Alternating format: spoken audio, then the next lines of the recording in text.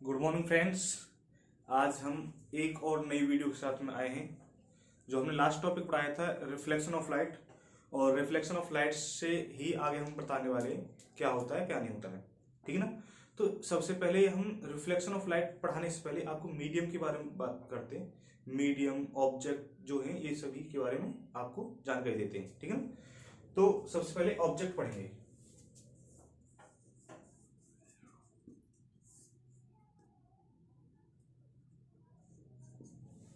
देखिए, जो अपने आप से लाइट प्रोड्यूस करती है, जिनसे लाइट रे निकल के जाती है, ठीक ना, वो होती है ऑब्जेक्ट।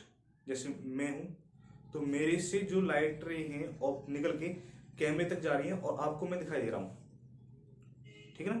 तो मैं भी एक ऑब्जेक्ट की तरह काम कर रहा हूं। ये मार्कर है, ये बोर्ड है, ठीक है ना, और ये शर्ट है, ये सभी जो है एक ऑब्जेक्ट की तरह काम कर रही हैं। जब इनसे लाइट रे बैक होके बाउंस बैक होके कैमरे तक पहुंच रही है और आपको ये दिखाई दे रही है। ठीक है ना। तो ये ही कंसेप्ट होता है।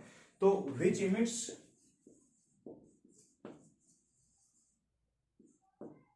द लाइट रेज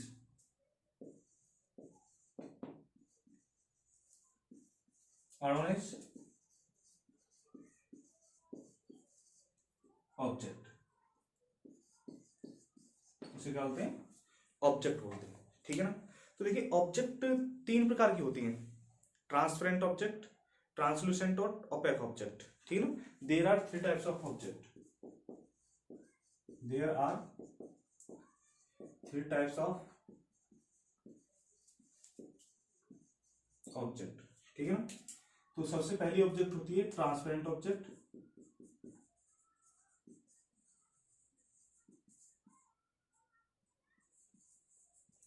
दूसरी होती है ट्रांसलूसेंट ऑब्जेक्ट।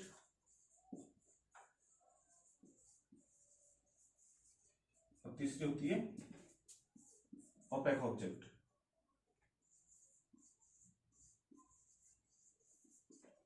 ठीक है। ये तीन प्रकार की ऑब्जेक्ट पाई जाती हैं।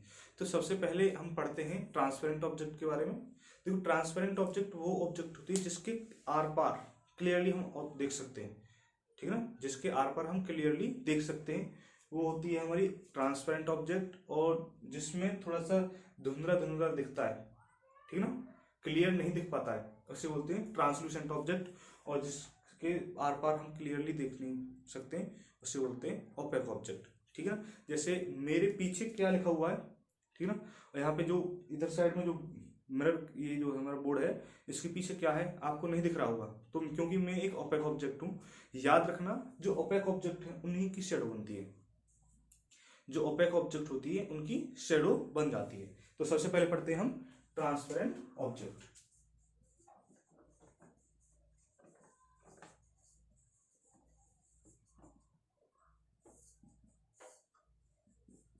देखिए, the object through which we can see clearly are known as transparent object. The object through which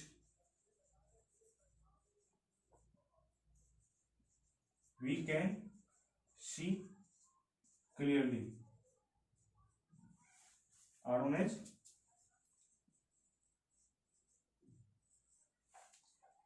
transparent object।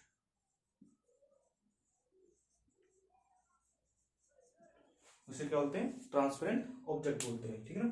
तो देखिए, एग्जांपल इसका हम बताते हैं ग्लास, कांच। ग्लास इसका एक एग्जांपल है। ठीक है ना। दूसरा हमारा ट्रांसलूसेंट ऑब्जेक्ट। ट्रांसलूसेंट ऑब्जेक्ट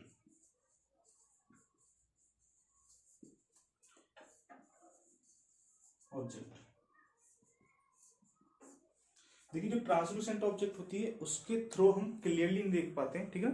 तो इसकी डेफिनेशन होगी the object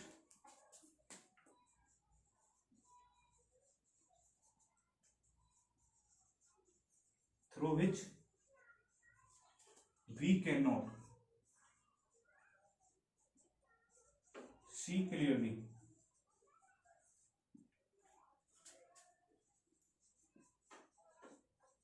are known as translucent object.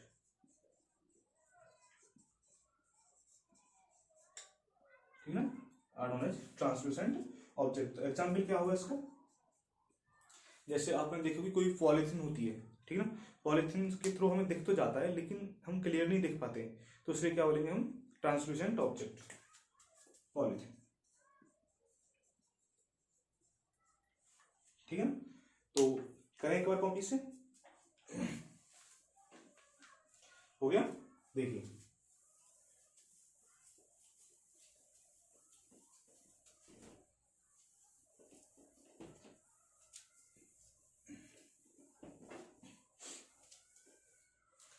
तो हम हमारी जो लास्ट डेफिनेशन आती है ओपेक ऑब्जेक्ट की,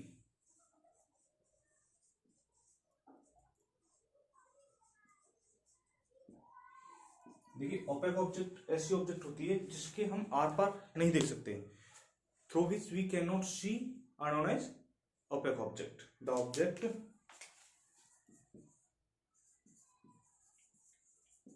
थ्रू विच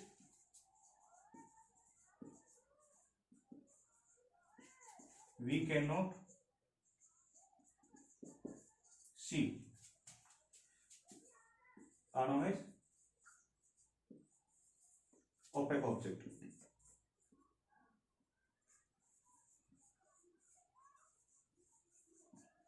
ठीक है, उसे क्या कहते हैं, ओपेक ऑब्जेक्ट बोलते हैं। एग्जाम्पल देखिए, एग्जाम्पल होगा हमारा ह्यूमन बॉडी, बोल सकते हो टेबल चेयर जितनी भी होती है, table chair human body, ETC। देखो यहाँ पे एक नोट लिखता हूं मैं, जो ट्रांसपेरेंट ऑब्जेक्ट होती है उनकी शेडो नहीं बन पाती है, ठीक है, जिनकी क्योंकि लाइट क्लियरली चली जाती है उसके आर पार, तो शेडो नहीं बन पाएगी, ठीक है ना। तो ट्रांसपेरेंट ऑब्जेक्ट होती है,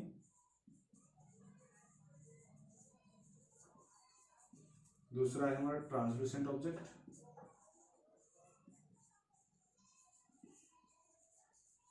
और तीसरा हमारा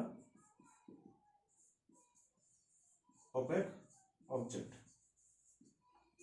देखिए जो ट्रांसपेरेंट है, do not make shadow, do not make shadow. देखो ये जो ट्रांसलूसेंट ऑब्जेक्ट होती है जिनके थ्रू हम क्लियरली नहीं देख पाते, वो थोड़ी थोड़ी लिटिल बिट शेडो बनाती है, मेक लिटिल बिट शेडो।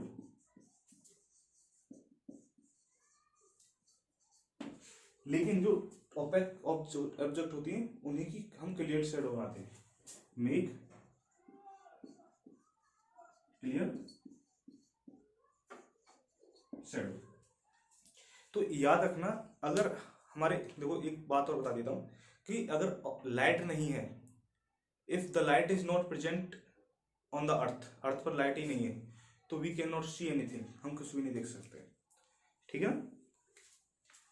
क्योंकि आपको पता है कि कोई भी एक बंद अंधेरे वाला कमरा होता है, तो उसमें तुम कुछ भी नहीं देख सकते, जब अपनी लाइट जलाते हो, जलाने के बाद में आपको वो ऑब्जेक्ट दिखाई देती है, ठीक है ना। तो नोट नेक्स्ट है, if light is not present, अगर लाइट प्रेजेंट ही नहीं ऑन द अर्थ,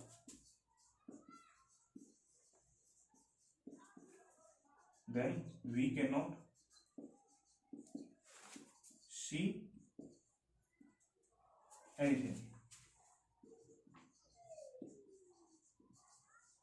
ठीक है, किसी भी ऑब्जेक्ट को हम देख ही नहीं सकते, ठीक है ना। क्लियर है आता, ठीक है, कॉपी करिए इसे, नोट डाउन करिए, हो गया ना। देखिए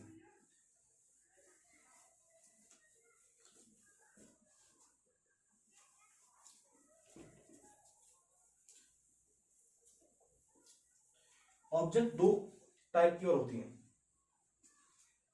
ठीक है ना, एक होती है ल्यूमिनियस ऑब्जेक्ट, एक होती है non luminous object. There are other two types of object, there are other two types of object, ठीक है ना। पहली होती है luminous object,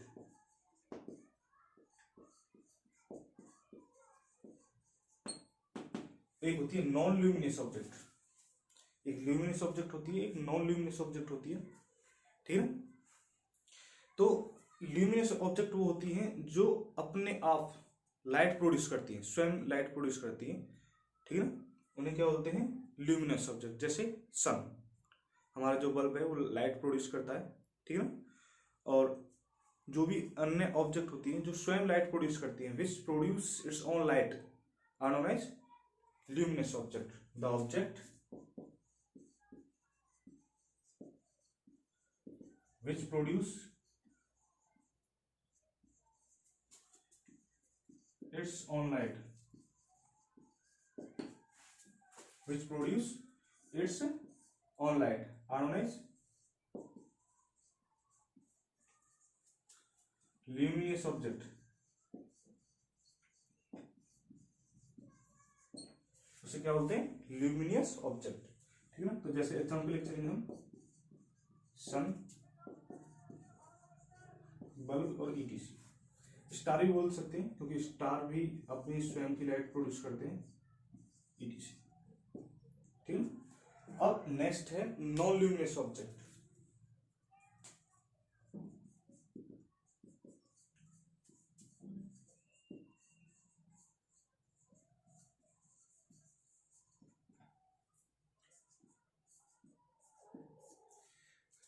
by the object which do not produce its own light, जो ऑब्जेक्ट अपनी लाइट प्रोड्यूस नहीं कर सकती है उन्हें क्या बोलते हैं, नॉन ल्यूमिनस ऑब्जेक्ट।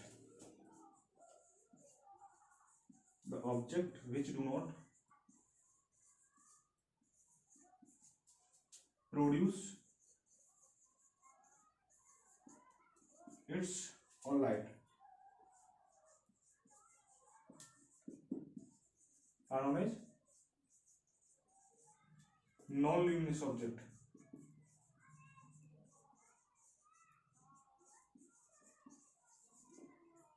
उन्हें क्या बोलते हैं, नॉन ल्यूमिनियस ऑब्जेक्ट बोलते हैं। जैसे table,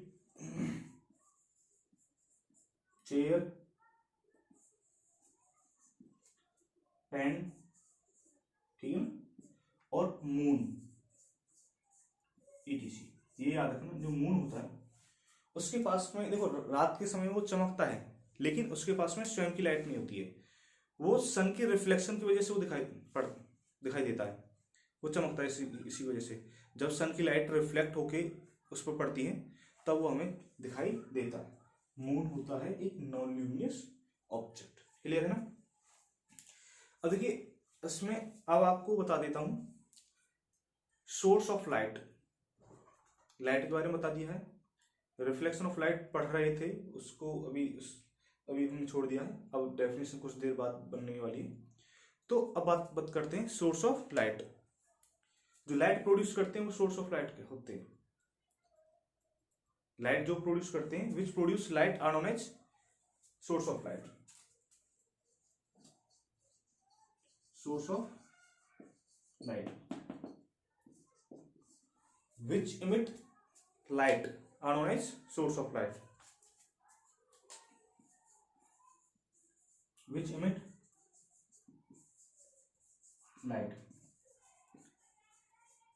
are known as source of light। उसे क्या बोलते हैं, सोर्स ऑफ लाइट। देखिए सोर्स ऑफ लाइट दो प्रकार के होते हैं, there are two types of source of light,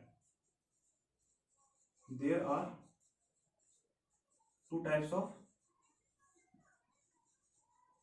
source of light, ठीक है ना।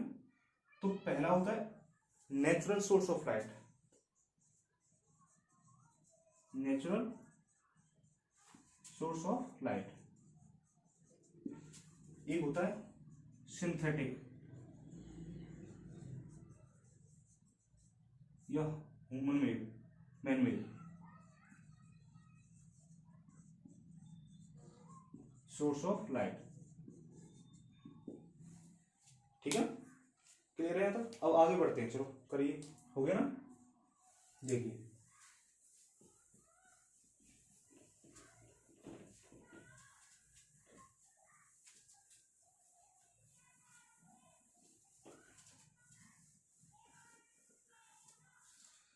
अब बात करते हैं natural source of light.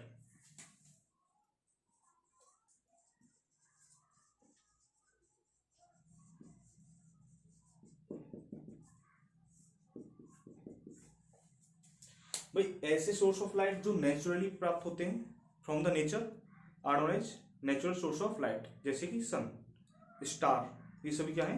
Natural source of light. The source of light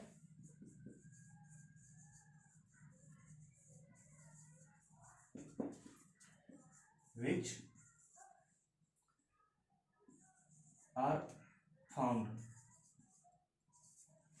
naturally or from the nature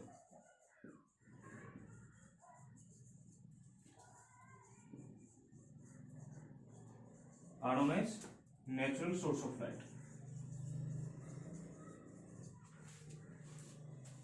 source of light.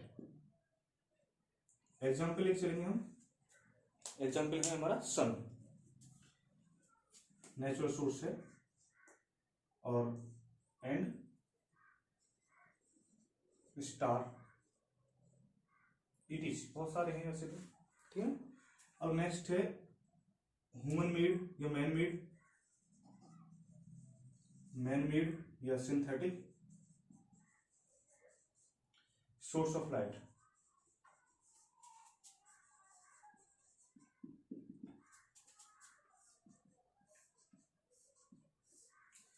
देखिए man made या synthetic बातें होती है ऐसे सोर्स ऑफ लाइट जो इंसानों द्वारा निर्मित होते हैं, विच आर फॉर्म्ड और made by the humans are known as natural source, man made source of light. तो man made source of light में आती है हमारी, जैसे ट्यूबलाइट होती है, एलईडी बल्ब जो होते हैं, जो और जो सोडियम बल्ब जो होता है, ठीक ना, वो सभी इसी के अंतर्गत आता है। तो the source of light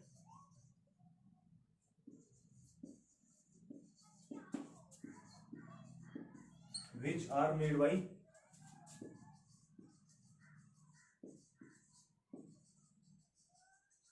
humans are known as for their use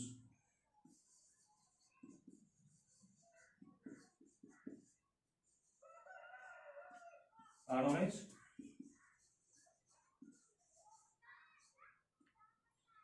synthetic या और man made source of light.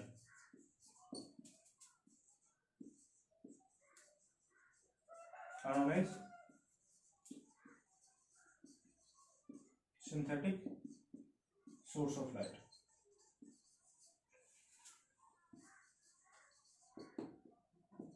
Example क्या होगा इसका? ट्यूबलाइट,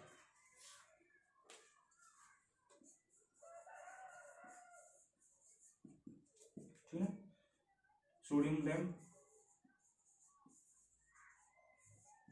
बल्ब, ईटीसी, ठीक है ना। करिए, हो गया। देखिए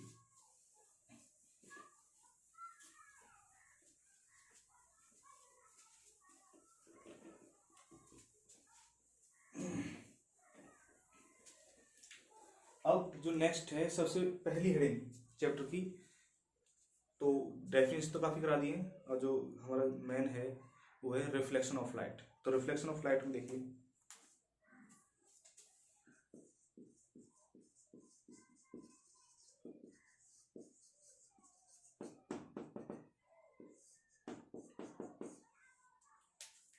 तो लास्ट डेफिनेशन भी समझा रखी है।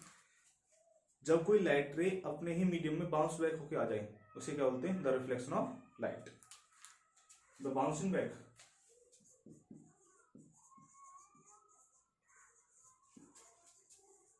of the light ray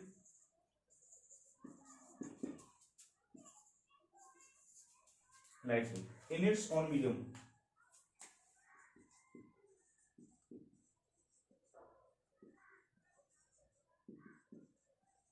are known as reflection of light।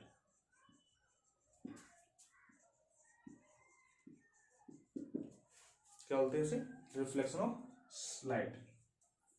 जैसे मान लीजिए कोई भी प्लेन सरफेस है,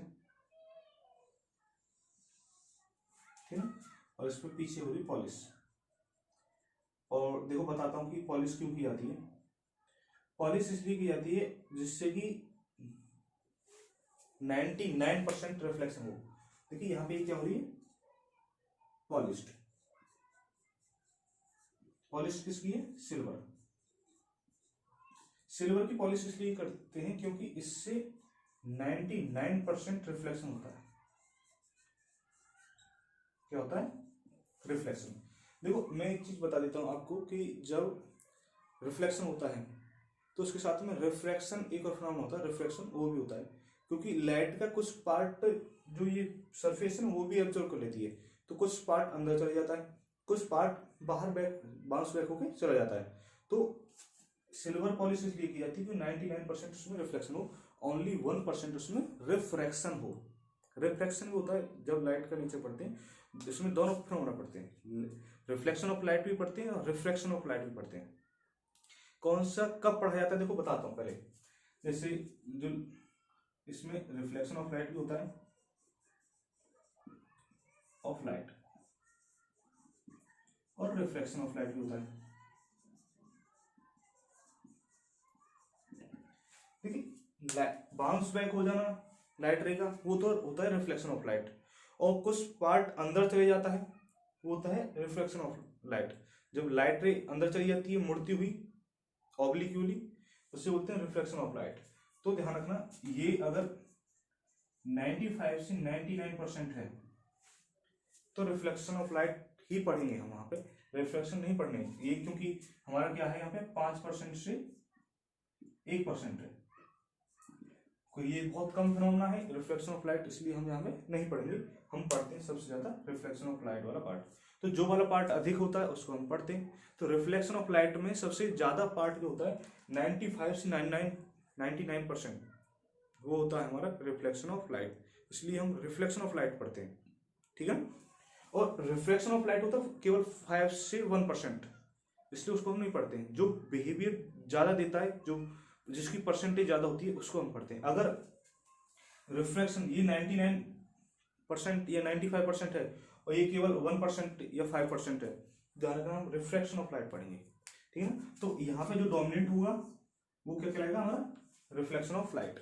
अगर हम बात करते हैं रिफ्लेक्शन ऑफ लाइट में और रिफ्लेक्शन ऑफ लाइट में,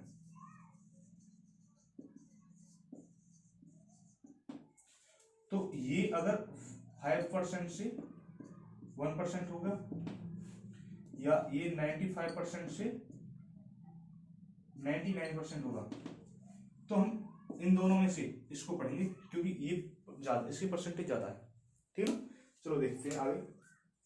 यहां से मान लीजिए एक सोर्स ऑफ लाइट है,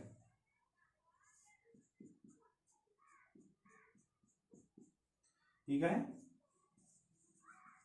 सोर्स ऑफ लाइट।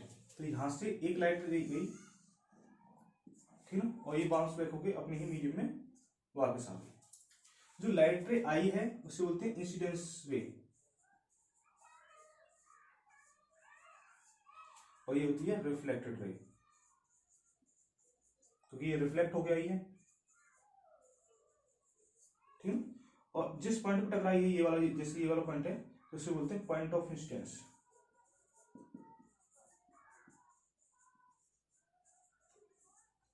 और इस यहाँ पर एक परपेंडिकुलर लाइन, ये जो सरफेस है, पॉइंट ऑफ इंसिडेंस से हम कोई परपेंडिकुलर लाइन डाल देते हैं तो उसे बोलते हैं नॉर्मल। क्या बोलते हैं, नॉर्मल।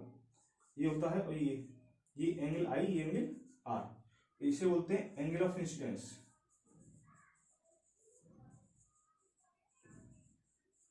इसे बोलते हैं एंगल ऑफ रिफ्लेक्शन,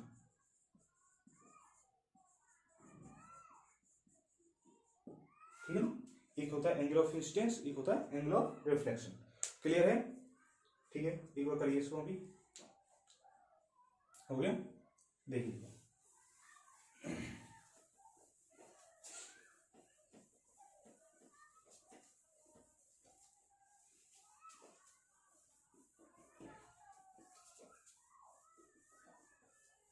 देखिए अब हम पढ़ते हैं सबसे पहले इंसिडेंस रे।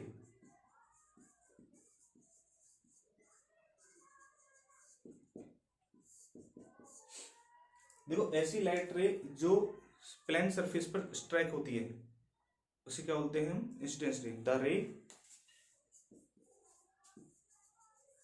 विच स्ट्राइक और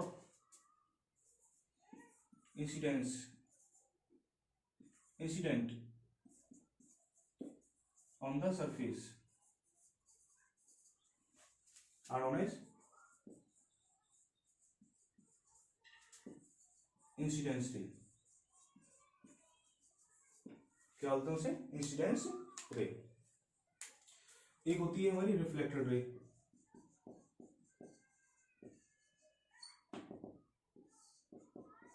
देखो रिफ्लेक्टेड रे होती है जो स्ट्राइक होके रिफ्लेक्ट बाउंस बैक हो जाती है। The ray which bounce back in its own medium are known as reflected ray. The ray which bounce back in its own medium are known as reflected ray. इसे क्या बोलते हैं? Reflected ray. अब देखो next है point of incidence.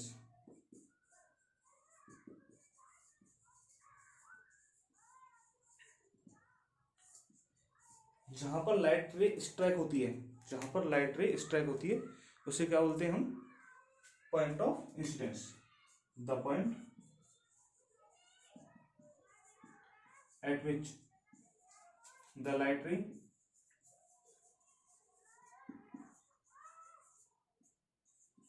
Strike और incident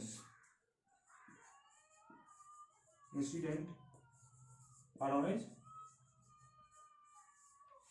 point of incidence.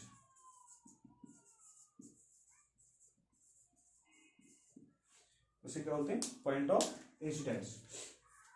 अब देखो अब आता है हमारे डेफिनेशन में नॉर्मल। तो नॉर्मल क्या होता है?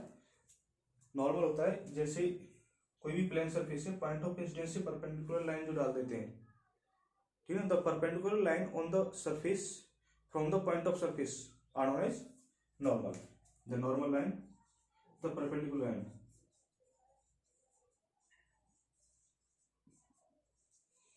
on the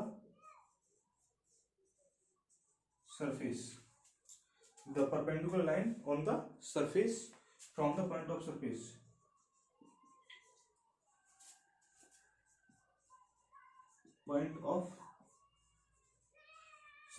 are known as the point of incidence। ठीक है,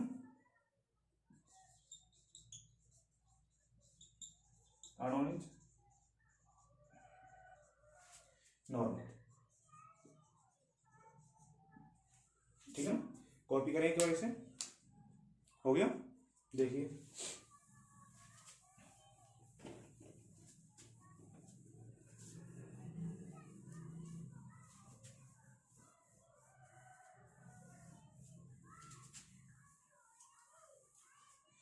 देखिए अब नेक्स्ट है हमारा एंगल ऑफ इंसिडेंस।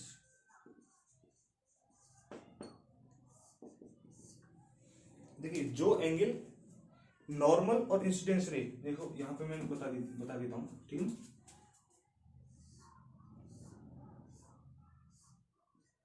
ये क्या था? Angle I. ये क्या था? Angle R. तो ये नॉर्मल था, ये इंसिडेंस रे था, ये रिफ्लेक्टेड रे। तो इंसिडेंस रे और नॉर्मल के बीच में जो एंगल बनता है उसे क्या बोलते हैं? Angle of incidence. और रिफ्लेक्टेड रे और नॉर्मल के बीच में बनता है angle of reflection. The angle made between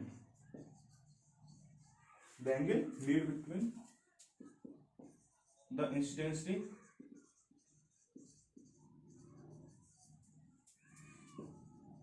and normal are known as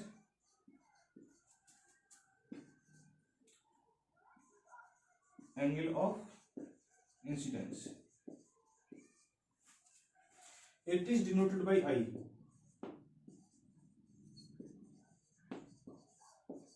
angle I से नोट करते हैं, किससे नोट करते हैं, एंगल आई से, ठीक है ना। दूसरा है angle of reflection,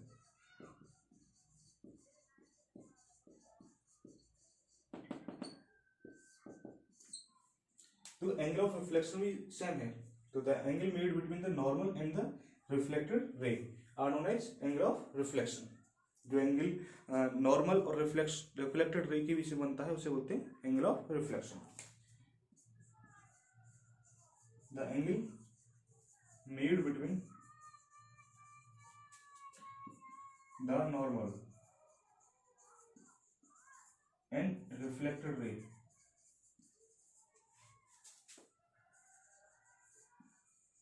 are known as angle of reflection।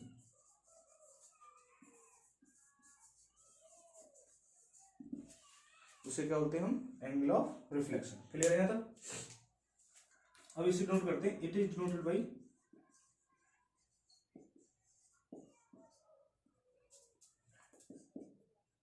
Angle R. किसे नोट करते हैं, एंगल आर से नोट करते हैं, ठीक है ना। कॉपी करेंगे एक बार इसे, ठीक है। तो आज की वीडियो में इतना ही काफी है, मिलते हैं नेक्स्ट वीडियो में। Thank you very much.